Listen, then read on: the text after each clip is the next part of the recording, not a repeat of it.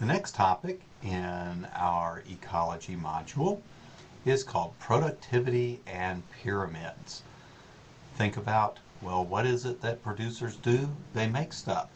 And how do we measure how much they make? Well, we count how much is produced, how many things are produced per unit of time or per area or something like that. And so somebody works at a factory who makes 5 cars an hour, we say their productivity is 5 cars per hour. So just like factories have productivity, ecosystems have productivity too.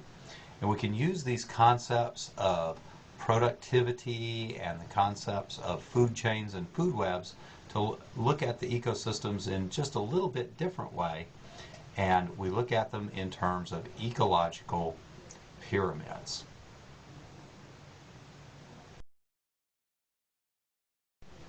This particular picture, by the way, is one that I took up in Alaska at Denali National Park. And that bad boy right there, that's a grizzly bear.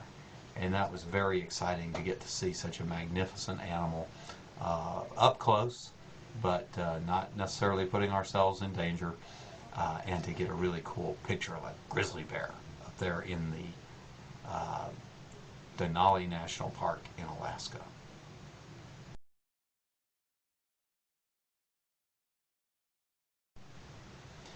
Productivity. Well, don't let a graphic like this alarm you. Okay, this is not too difficult. Remember, productivity is how much gets made over a unit of time. And in the case of an ecosystem, there are really a variety of ways we can measure that. This particular graph is measuring it in terms of how much energy is captured in a year. And in order to keep it a little bit simpler, we measure it in terms of meters squared. So how much energy per meter square per year is captured in this particular ecosystem. Over here on the left-hand side of this figure, we have examples of different types of ecosystems. And you can see that not all ecosystems have the same productivity. Tropical rainforests, they have really high productivity, as do estuaries and coral reefs. And we're going to talk about why that is in just a second.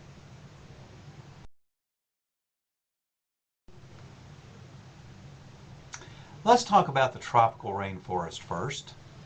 What do plants need to be happy? What do they need to be in their optimal range for growth? Well, they need warm temperatures. And how often is the temperature warm in the tropical rainforest? Well, all the time. It's warm all year round. Okay, what else do plants need? Well, they need water. Well, how much water is there in the tropical rainforest? Well, it's not called a rainforest for nothing. They got plenty of water. And so what could make a plant happier than plenty of water, plenty of sunshine, and plenty of warm temperatures? And as a result, we see that the tropical rainforest has very high productivity. These plants are growing all the time, 365 days a year. Every day they are adding biomass, they're storing up energy in the form of potential energy, they're gathering up matter and running it through the rest of the system. So a tropical rainforest has very high productivity because that's getting about as close to the optimum for just about everything as you can if you happen to be a plant. Now, let's skip on up here to the deciduous forest, or sometimes called the temperate deciduous forest. And this is an important one because this happens to be where most of us live if we live in the southeastern United States, or if we live in the state of Tennessee. Your ecosystem is the deciduous forest. And notice the productivity of the deciduous forest. Oh, it's a lot less than the tropical rainforest over here. Well, what's going on? Well, remember the tropical rainforest? It can be productive all year round. But are the plants growing all year round in the deciduous forest where we live? Well, they're not, are they? I mean, what's happening in September, October, November? The leaves are falling off the trees. It's getting cold. It's becoming winter time. It's never really winter in terms of cold temperatures in the rainforest, but up here in the temperate deciduous forest, we got to deal, or our plants have to deal with the concept of winter. And so winter cuts down significantly on the productivity. The plants simply don't have as much time to fix as much carbon, to fix as much nitrogen, to produce as much biomass as they do in the tropical rainforest.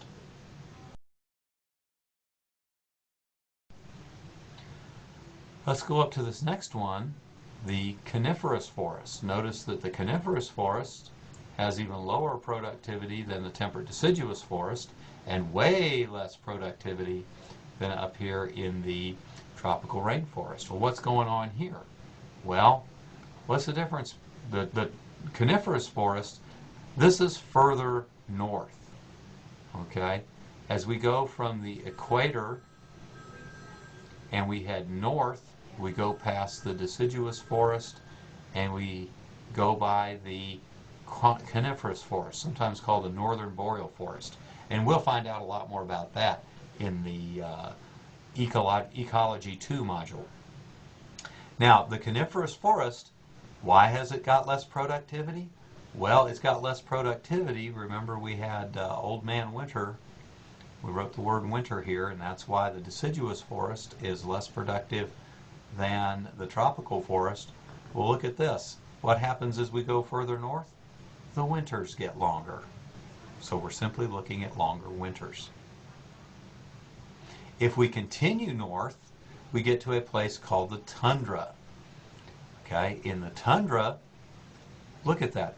The productivity is extremely low. Well, what accounts for that? Well, the fact that the winters are even longer. In the tundra, the growing season is measured in weeks. And you might get only about anywhere from 3 to 5 weeks or more, or so, in some areas of the tundra. And that's simply not enough time to do enough photosynthesis to be productive. And so when we're looking at things like the tropical rainforest and our coniferous forest and our deciduous forest and the tundra, what is the limiting factor that's influencing productivity in the tropical rainforest, the deciduous forest, the coniferous forest, and the tundra?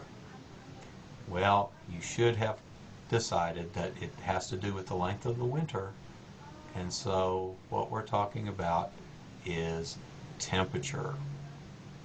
Temperature is the primary limiting factor.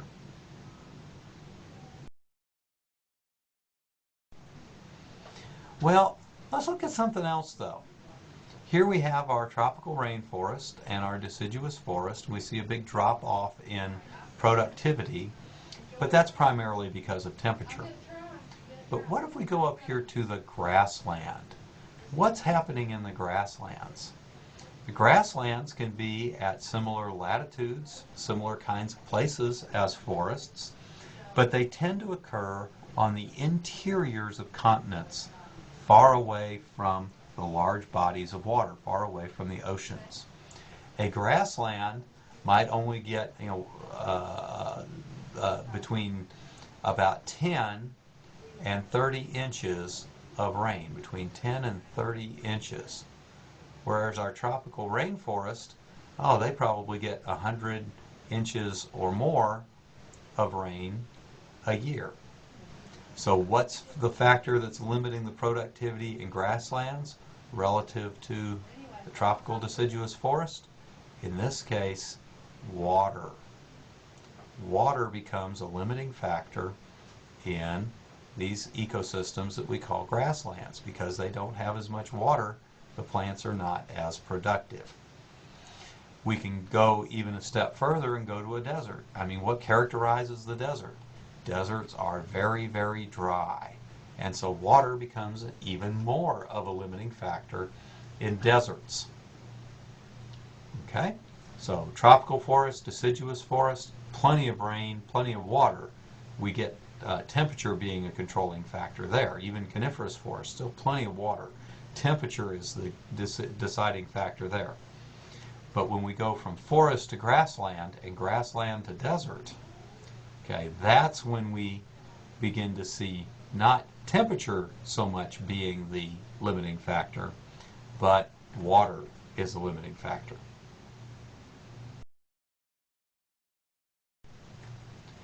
Now let's come down here and talk about the aquatic systems for a little bit. The systems below this blue line, these are all water-based systems or aquatic systems.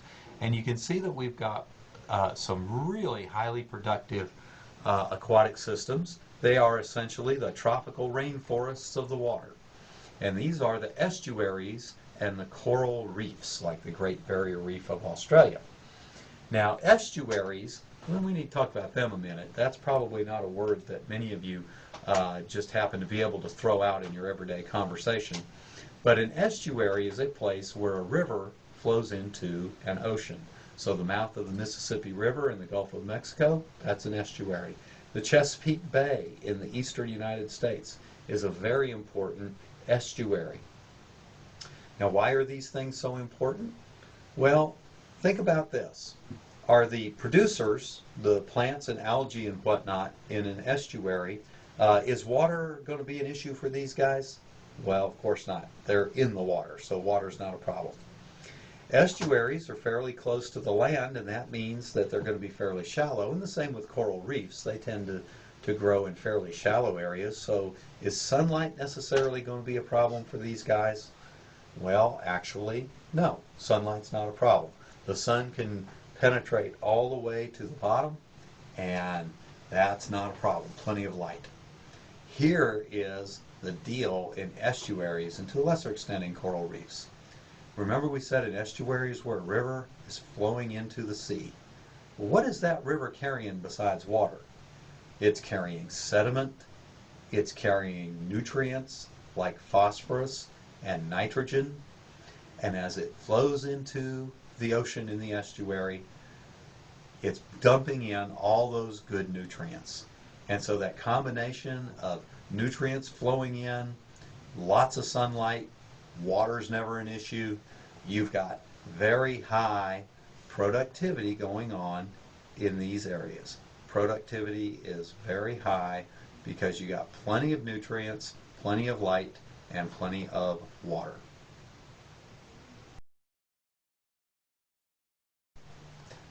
Okay, let's skip on over here to the open ocean. Skip on down here to the open ocean. What happens to the productivity between estuaries and the open ocean? Well, as you can see, the productivity drops way, way down. In fact, the open ocean looks an awful lot like the desert. And sometimes the open ocean is considered to be essentially a biological desert. There's just not hardly anything there. And the reason that there's not a lot of life there is that there's not a lot of productivity.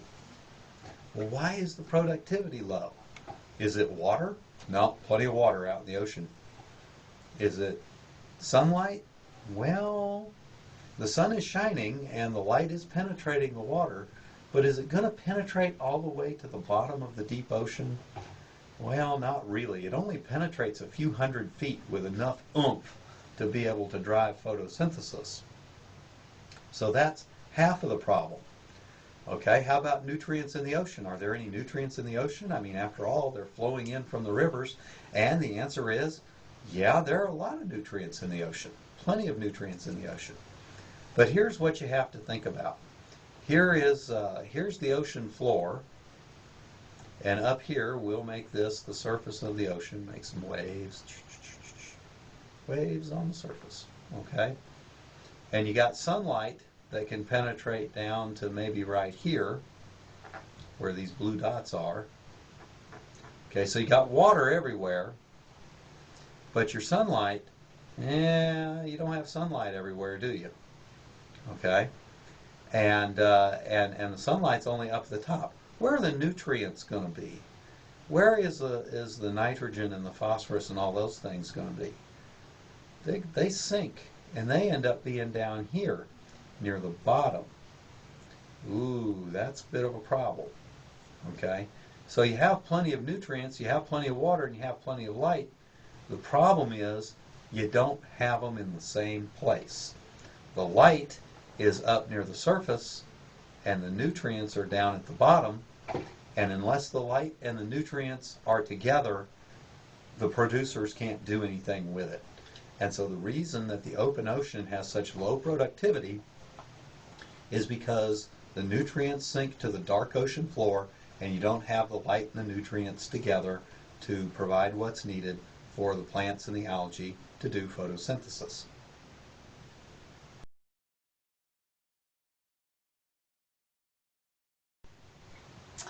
We can take the ideas of ecosystem structure, we can take the ideas of food chains, and we can take the ideas of productivity, and we can put them together and take a look at ecosystems in yet another way.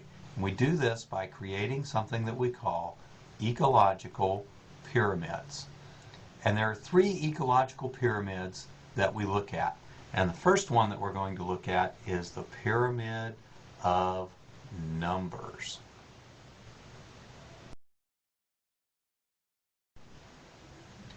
Now, you may not have ever really stopped to think about it, but if you think about it right now, think about how many plants are there compared to the number of, say, mice or bugs. Well, there's a lot more plants than there are mice and bugs, aren't there? On the other hand, how many hawks and owls and snakes and stuff are there relative to the number of mice? Well, there aren't very many of those either. And when's the last time you saw a fox? Well, you see them every once in a while. I only see a fox, once or twice every couple of years. I know they're out there, but there aren't very many of them. And so what we find is that the further along the food chain, the higher the trophic levels, okay, so high trophic levels equals fewer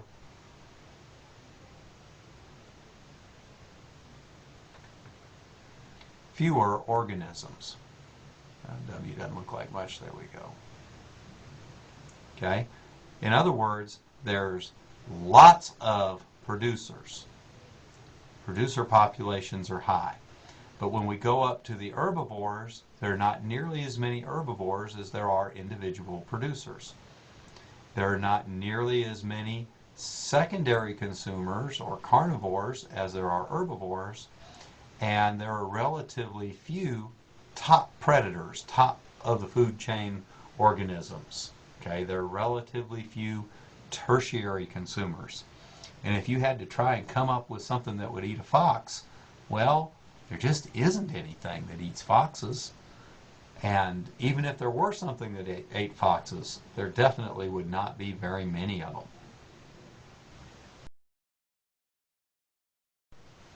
Now, if you think about this for a minute, it makes intuitive sense. If there were this, for instance, the same number of mice as there were plants down here, individual plants, what would happen after the mouse ate a plant? If there was one plant for every mouse, what happens after the mouse eats its plant? Well, it's going to starve to death, isn't it? What does a mouse have to do? A mouse has to eat lots of plants. In fact, the mouse, or the primary consumer, the herbivore, they have to continually eat plants. Why do they have to do that? It's the second law of thermodynamics. It's because you lose energy at every step. And if you think about it, food goes in the north end of the mouse. Well, something comes out of the south end of the mouse, and I think you know what I mean. So the problem here is that every level of the food chain has to eat a lot of the level below it. This kestrel here, it can't just live on one mouse. Kestrels have to eat lots of mice. A fox can't live on just one kestrel or one mouse. Foxes have to eat lots of things. Okay? And so it makes sense. And the rule that we have to think about here is there always has to be more below you than above you. In the food chain, in the ecosystem, there has to be more individual organisms at the lower trophic levels than they are at each succeeding higher trophic level.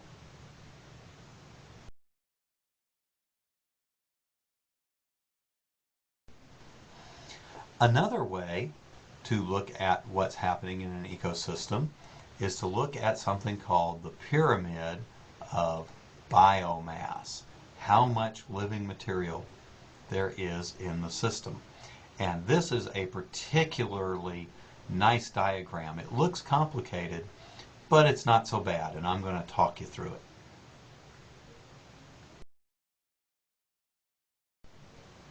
Let's start at the producer level. Okay, so here are our producers. Now, the producers are going to generate this much biomass. Okay, they're going to make this much from here to here. This is all the biomass of the producers, and that's leaves, flowers, fruits, stems. That also includes roots and tubers and all the underground stuff. Everything that the producers make, everything that the producers produce is represented by this area right here, by this big square. Okay?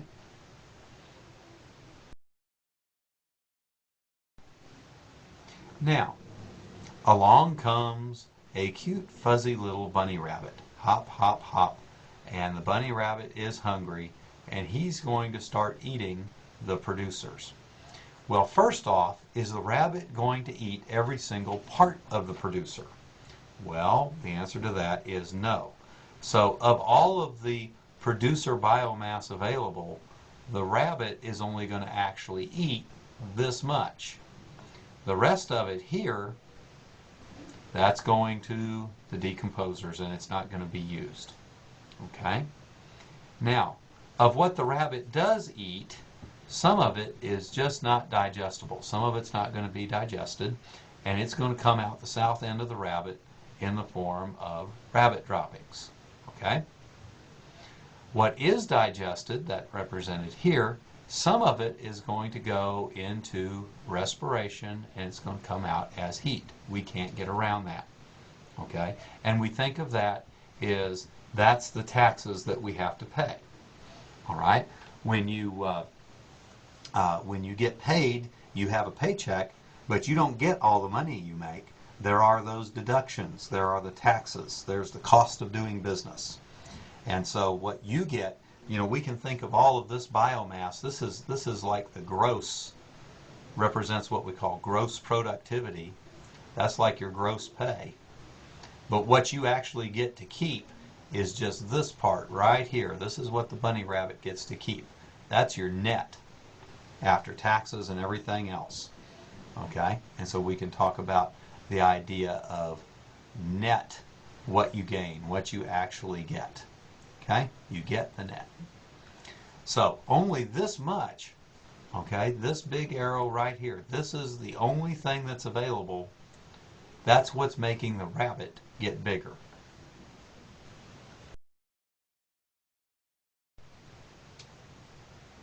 Now, along comes Mr. Weasel. Hop, hop, hop. Ah! Mr. Weasel wants to eat the bunny rabbit. Okay? Munch, munch, crunch, crunch. But think about this. Does the weasel eat all of the bunny rabbit? Okay, here's the bunny rabbit that's available. Okay? But the weasel is not going to eat the bones, not going to eat the fluffy little tail. I don't know, maybe won't even eat the ears, who knows. So not all of the rabbit is going to go into the weasel. And what doesn't go into the weasel? Decomposers are going to get them. Okay? And then you have parts of the rabbit that the weasel eats but don't get digested, and they come out of the south end of the weasel in the form of weasel droppings. You always have to pay your taxes. The weasel is doing respiration too, so we have some heat coming out here of the rabbit that actually is digested by the weasel. And that means there's only this much of the rabbit left to actually turn into weasel biomass. Okay, that's all that's left. There isn't anything left. Now keep in mind that's of the original biomass that was produced back here by the producers. So you see, by the time we get to a secondary consumer, there's just not a whole lot left. And if we ask the question, well, what eats a weasel? Well, not much, because there's simply not very much there to eat. Now, all of this becomes another way of looking at it is in the next pyramid, and hopefully this will really show you why most food chains only ever have 2 or 3 or 4 links in them. Sometimes you can get food chains that are longer, but usually 3 or 4 is about as long as a food chain can go.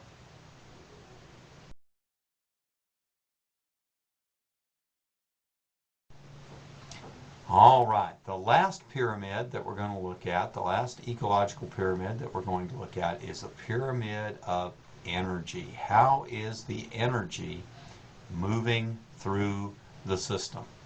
Now, when we're talking about this, just forget about this over here where it says detritivores and decomposers. We're not worried about that. We're just worried about what's happening as we go from producers to primary consumers, herbivores, to secondary consumers, carnivores, to tertiary consumers up here at the 4th trophic level. And what we see happening is the energy drops off precipitously. And in fact, ecologists use something called the 10% rule. Okay, and the 10% rule simply says that only 10% of the energy that exists in one trophic level is going to show up as usable energy in the next trophic level. So in other words, when we go from producers to herbivores, and I know these numbers that we see on this diagram, like that 16.1, that doesn't quite jive with what I'm telling you, but we're just giving the general case here. As we go from producers to herbivores, we lose 90% of the energy. 90% of the energy is lost as heat. Okay, and it's gone. And only 10% or so of the energy actually shows up in the herbivore trophic level.